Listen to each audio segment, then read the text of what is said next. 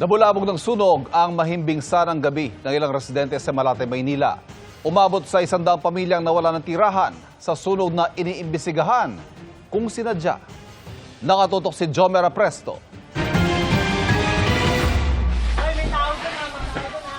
Patulog na sana ang karamihan sa mga residente nang sumiklab ang sunog sa bahagi ng Leverisa sa Barangay 705, Malate, Maynila, pasado alas 9:30 kagabi.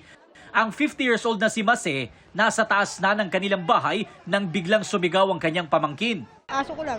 Yung kapatid ko wala rin naligtas. Pagbaba ko, bigla nang malakas ang apoy. Nagbabaksakan na po yung mga apoy Nasunugan din ang mga residente na yan na galing sa kasal ng kanilang kamag-anak. Para maiwasan ang nakawan sa gitna ng sunog, 60 tauhan ng Manila Police District ang nagbigay seguridad sa lugar.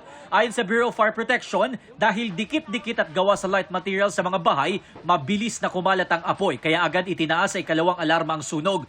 Tumagal na mahigit 2 oras ang sunog bago naapula dakong alas 12:03 ng hating gabi.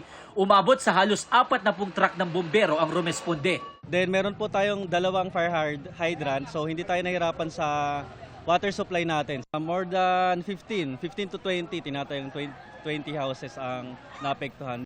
Nakalabas naman lahat ng residente, lalo at dead end ang dulo ng iskinitang nasunog. Tinatayang aabot sa mahigit ₱250,000 ang halaga ng mga napinsalang ari-arian.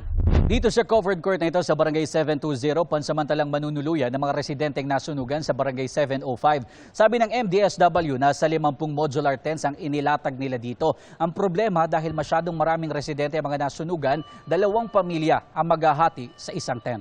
Base sa kanilang datos, aabot sa 100 pamilya ang nawalan ng tirahan. Pero ang apoy, posibleng nagsimula raw sa 2 residente. Hindi namin nakita, hindi na namin nahagilap kung nasaan sila pumunta Parang sumibat. Natatakot siguro sa mga nadamay ng sunog, ganun. Baka bugbugin. Iniimbestigahan pa ng BFP at Manila Police District kung talaga bang sinadyang sunugin ang nasabing lugar. Para sa GMA Integrated News, Jomer Apresto, nakatutok 24 oras.